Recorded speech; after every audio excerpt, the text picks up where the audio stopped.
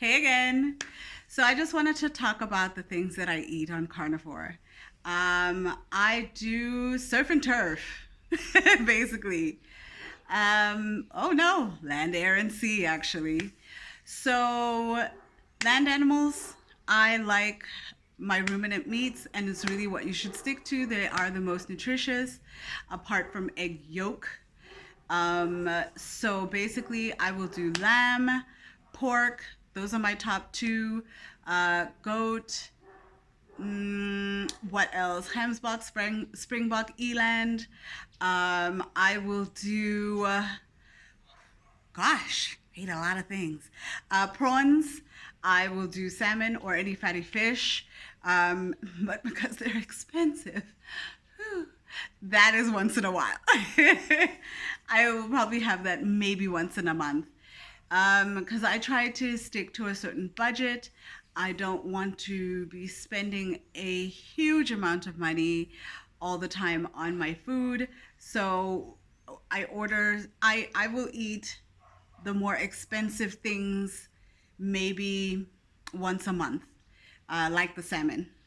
I'll have it once a month because it's always important to stick within your budget for when you're doing any eating plan. Because if you can't afford it, you feel the stress of having to buy, specialty items and all that kind of stuff, which is what's so nice about carnivore. You don't have to go for specialty items.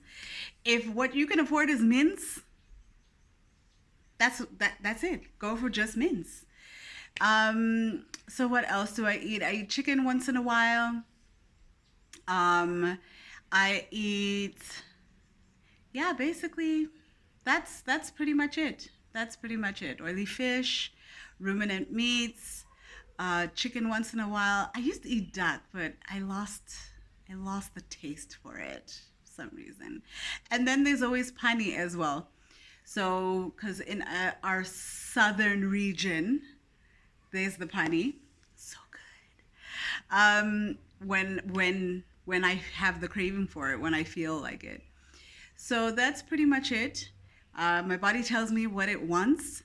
So it's not like I'm like, this week pork, next week lamb.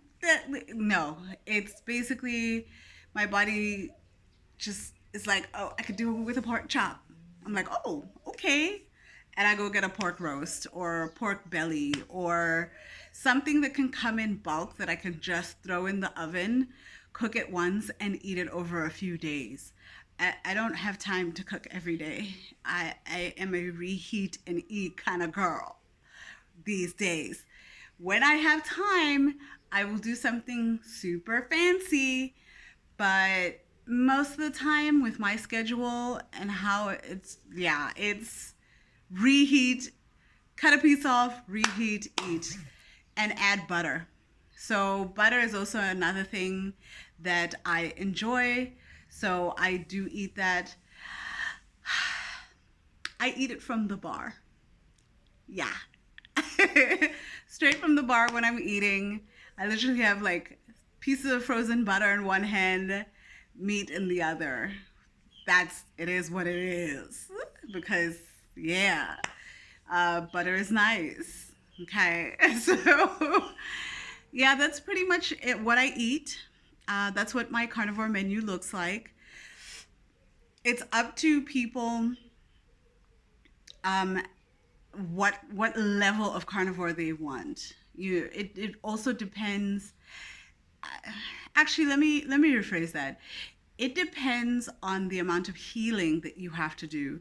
If you have severe issues, because I have, wow, it's been amazing what carnivores have healed from. So for me, I have honestly, compared to a lot of other people, I have mild issues to heal from. Even with my irritable bowel syndrome and ending up in the hospital multiple times in a year, almost monthly, and sometimes it would be consecutive months. So that compared to some of the other things that I've seen people heal from, that was mild. That was really mild. So it depends on the level of, you know, basically the unease in your body, your how unwell you are. So some people who are very unwell and they have a lot of intolerances to a lot of foods, they'll stick to what's called like the lion diet in carnivore. I don't want to confuse anybody too much, but it's basically strict carnivore is meat, salt, water. That's it until you heal. Other carnivores do a wide range of meats, me, with some coffee sometimes, me. Some do coffee, some don't. It depends on how you feel. Does it affect your anxiety? Does it affect your body? Do you have any histamine reactions to it? For me, it's an anxiety situation, so that's why I get on off coffee. But really, at this point, I just need to be off, so that I can just be at peace. We love peace.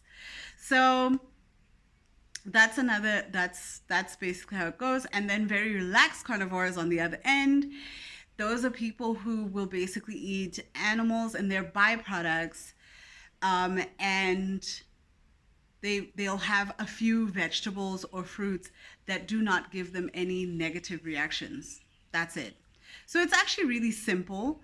The idea is that meat should be your main food, and for me it's actually, I think calorifically, it's more fat. I eat a lot of fat, and I find that that's what helps me to sleep the most. So my second meal of the day is always super high fat. And then I basically sleep like a baby from there. And the thing is, these are things that can change over time. Because my first year of carnivore, I was higher in protein and I felt great. But then at some point, the higher protein just wasn't working for me. And I was like, okay, maybe this is the time to start switching to higher fat. And boom, sweet spot. That we're back to feeling amazing. So you kind of have to go to according to what your body needs. There are some days that I need salt. Other days I'm like, no, I don't even want to taste it. So it completely depends on what your body tells you. What's lovely about the carnivore diet is you are forced to listen to your body. You can't escape it, which is always good because we need that mind-body connection. We're always so busy that we forget that that mind-body connection is so important through our daily lives. So yeah, there we go. That's basically what I eat. I eat intuitively. My body tells me, today we're eating this, tomorrow we're gonna eat this, whatever. That's just how it is. You give your body a good variety and range of things that it can eat, and it will pick those things. It will identify those nutrients and have you crave those things. So I don't eat sugar at all. Sugar's out. It's completely out. No carbohydrates. Because some meats do have a little bit of carbohydrates, like your eggs and things like that, but it's not enough to make a difference. Like, it really isn't. But when it comes to fruits, stuff like that, sugar, I'm out. No pastries, no nothing. Like, no. So, and I'm not perfect. No. I am not perfect. So there are times where I'll crumble and I'll be like, oh, I want a piece of that thing that I should totally not be having. And then I have to reel myself back in. Okay, so it's one of those things where it's trial and error. You figure out what works for you, what doesn't work for you. Because funny enough, for me, beef doesn't work for me. Living in the beef country, it's kind of insane, but it is what it is. My body just doesn't do well on it.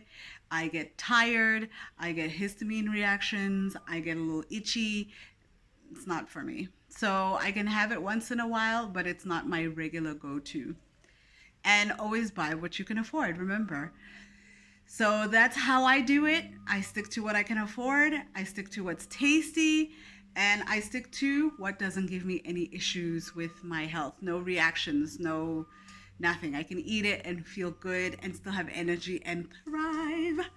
All right, I'll see you again soon.